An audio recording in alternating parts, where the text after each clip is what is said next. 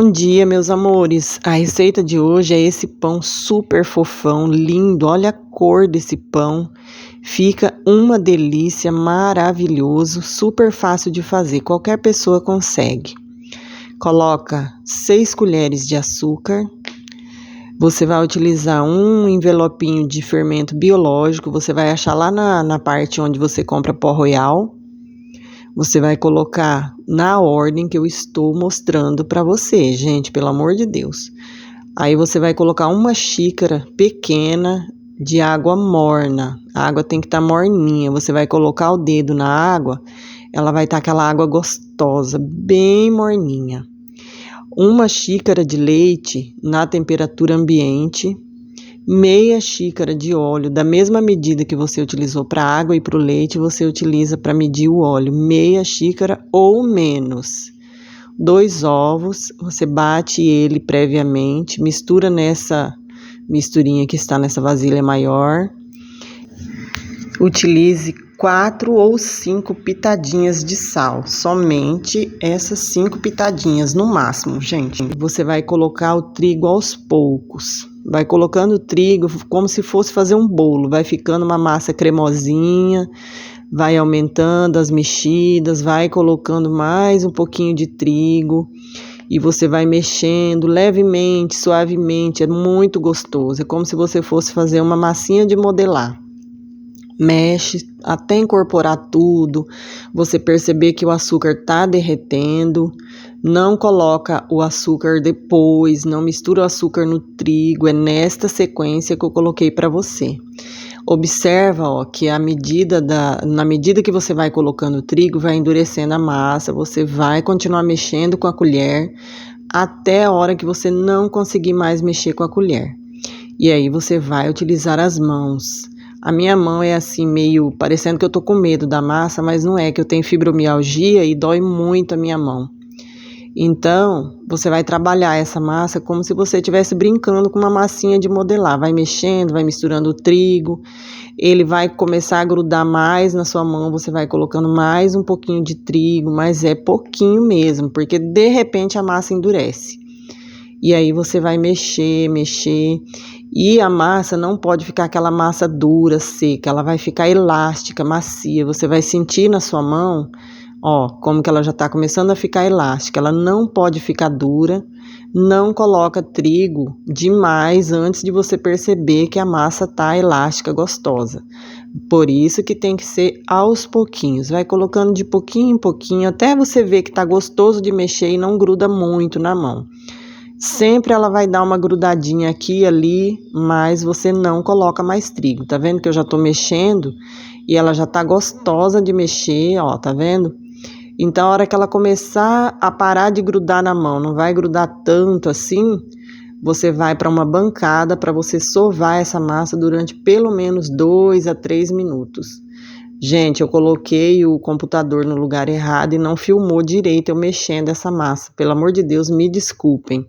Mas você observa, ó, quando eu puxo a mão para cá, que a massa ela já não tá mais grudando tanto, mas ela não está dura.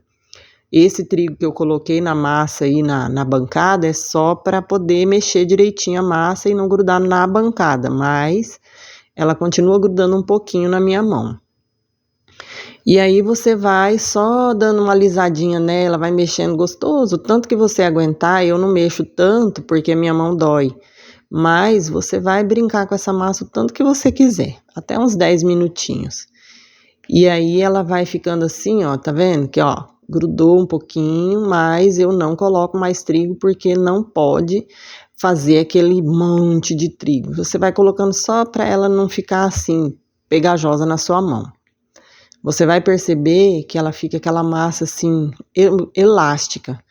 Ela não arrebenta com facilidade quando você puxa, mas ela não tá também tão mole como se fosse fazer um bolinho pingadinho, vamos dizer assim. Ó, já consigo movimentar ela na minha mão. E aí agora é a hora que nós vamos deixar essa massa descansar por pelo menos 40 minutos. Forra uma vasilhinha qualquer que você tiver, que seja da aba alta, não pode ser muito baixinha, senão a massa vai transbordar. Forra ela com um pouquinho de trigo e deixa descansar aí por uns 40 minutos. Cobre com um pano bem cobertinho. Se você tiver um cantinho da sua casa que é bem quentinho, você coloca. Olha aí como que a minha cresceu. Olha isso, que coisa mais linda. Agora, o que nós vamos fazer? Tirar o ar dessa massa. Depois de 40 minutos, ela ficou assim. Aí a gente fica com medo de mexer, né? Falar, ai meu Deus, vou estragar meu pão. Mas não é, faz parte do processo. Você vai tirar o ar da massa, vai voltar com ela para a bancada, vai sovar novamente um pouquinho, só para poder a massa incorporar, para não ficar ar nenhum na massa. Essa receita que eu fiz, eu utilizei 1 quilo de trigo. Eu não falei para vocês a quantidade, mas foi 1 quilo de trigo. Vai um pouquinho mais ou um pouquinho menos. E aí, o que você vai fazer? Vai abrir a massa. Eu não tenho rolo de abrir massa, porque preguiça é grande de ir lá comprar um.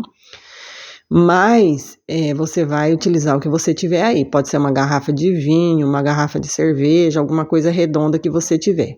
Não precisa de cilindro, não precisa de equipamento especial nenhum. Basta você abrir a massa. Abre ela, se não conseguir abrir também, você pode pôr para assar, formar uma bolinha, um formato de um pão com a sua mão e botar para assar.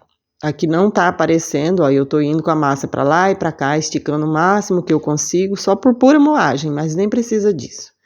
E aí você pega na pontinha de lá ou na pontinha de cá, enrola e faz o formatinho de um pão, né? Aqui no caso, eu vou tentar mostrar para vocês depois em outro vídeo como é que eu fiz, porque, né, tá uma dificuldade aqui para mostrar enrolando esse pão, né, gente? Pelo amor de Deus.